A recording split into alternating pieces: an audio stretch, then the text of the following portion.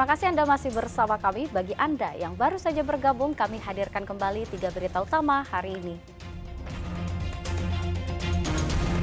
Diduga akibat korsleting listrik pada dispenser, sebuah rumah mewah di kawasan Jalan Pengayoman, Kota Makassar nyaris terbakar.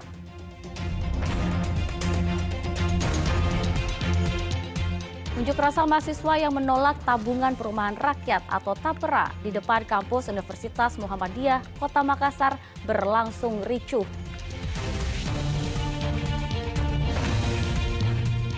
Saya ajak Anda menikmati momen liburan anak sekolah dengan bermain kendaraan listrik di alun-alun Kabupaten Pangkep.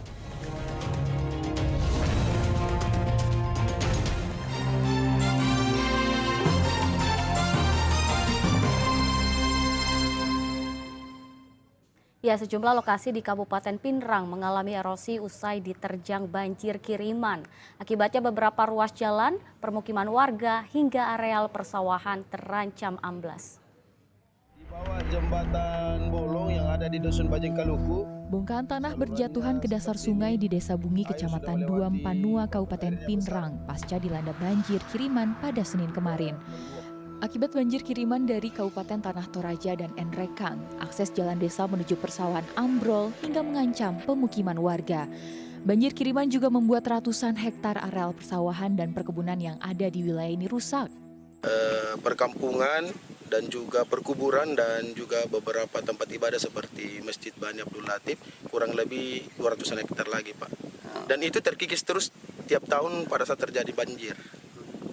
Informasinya ada juga jalan Pak yang amblas kemarin Pak. Jalan yang terjadi adalah jalan tani yang ada di Dusun Bajeng Kaluku Desa Bungi itu sudah terputus Pak akibat banjir.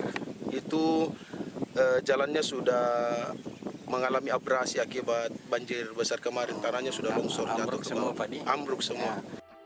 Jalan tani yang dengan lebar 4 meter itu merupakan akses utama petani mengangkut hasil pertanian ke wilayah pemukiman.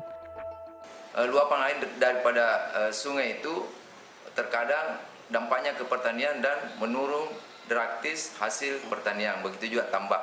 Karena terkadang di dalam setahun itu kadang 3 kali banjir kiriman dari sungai untuk pertanian.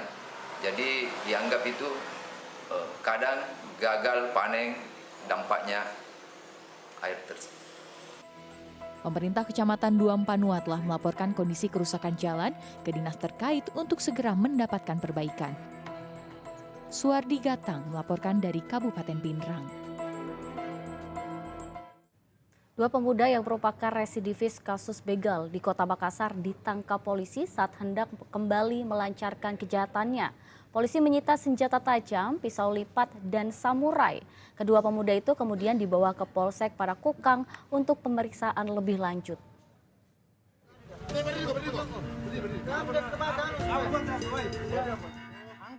Senin malam, tim Resmob Polsek Panakukang Kota Makassar memberhentikan 2 orang pemuda berboncengan motor dengan gerak-gerik mencurigakan. Saat diperiksa, polisi menemukan sebuah pisau lipat di kantong jaket salah satu pemuda. Tak hanya itu, polisi juga menemukan samurai yang sempat dibuang di pinggir jalan.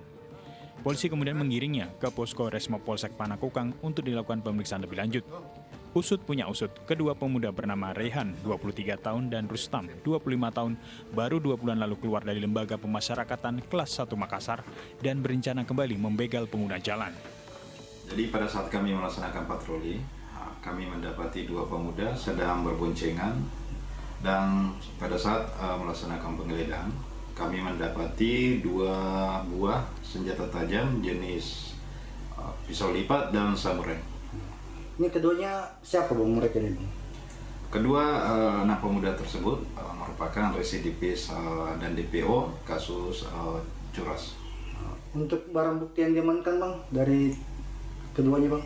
Untuk barang bukti kami amankan 2 senjata tajam dan motor. Kedua tersangka kini menjalani proses pemeriksaan di Polsek Panakukang. Akibat perbuatannya, keduanya terancam pasal 365 KUHP dengan ancaman hukuman di atas 5 tahun penjara. Rais Sabu melaporkan dari Kota Makassar. Sementara itu pelaku pencurian kendaraan roda 2 milik petugas kebersihan ditembak polisi pada bagian kaki lantaran berusaha melawan saat akan ditangkap. Pelaku pencurian sepeda motor bernama Aldi Renaldi, berusia 23 tahun, harus berjalan pincang usai ditembak polisi pada bagian betis kanannya. Polisi terpaksa melepaskan tembakan lantaran pelaku berusaha melawan petugas pada Senin lalu. Pelaku mencuri sepeda motor milik petugas kebersihan pada 5 Juli 2024 lalu. Awalnya, korban memarkir kendaraannya di sebuah warung untuk mengangkut sampah yang ada di wilayah kota Parepare. Kendaraannya tidak dikunci, membuat pelaku dengan mudah membawa kabur sepeda motor milik korban. Dalih membutuhkan uang untuk biaya persalinan istrinya yang tengah hamil, pelaku nekat mencuri. Lantaran ia menganggur setelah berhenti menjadi buruh angkut di gudang Bulog kota Parepare. Dia parkir motornya di situ, di Jalan Lingkar itu, dekatnya ada penjual-penjual di situ. Kurang lebih 1 jam, kembali dari melaksanakan pekerjaannya, kaget, hilang motornya, tidak ada lagi di tempat. Kalau melawan sih, ya dia pasti mengelak. Ya, mengelak setelah kita kembangkan di mana TKP-nya, ya sampai anggota USNAL memberikan tindakan tegas yang terukur. Aktivitas sehari-hari tidak ada setelah dia berhenti kerja di buruh di Bulog. Atas perbuatannya, terduga pelaku dijerat pasal 363 ayat 1, junto pasal 2 KUHP dengan ancaman maksimal 7 tahun penjara. Suwardi Gatang melaporkan dari kota Parepare. Ya, momen liburan anak sekolah, alun-alun Kabupaten Pangkep semakin ramai dikunjungi anak-anak.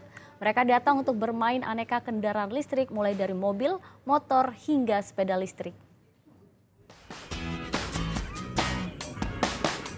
Anak-anak ini tengah asik bermain kendaraan listrik dengan mengitari alun-alun Kabupaten Pangkep. Dengan harga yang terjangkau, mainan kendaraan listrik diserbu.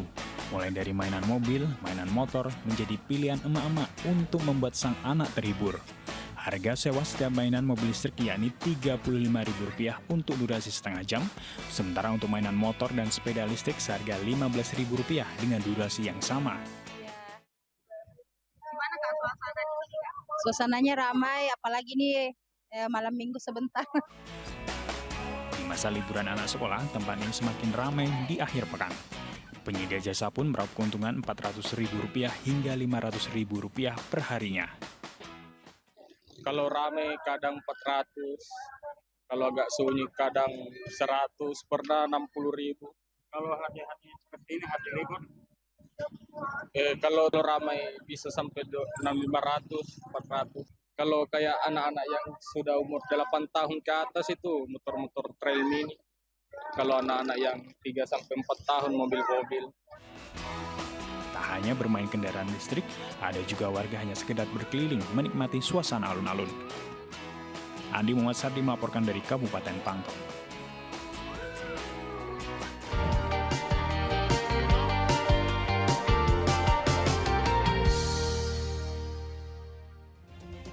Ya, informasi tadi mengakhiri jumpa kita. Atas nama rekan yang bertugas, saya Teatrika Putri mengucapkan terima kasih atas kebersamaan Anda.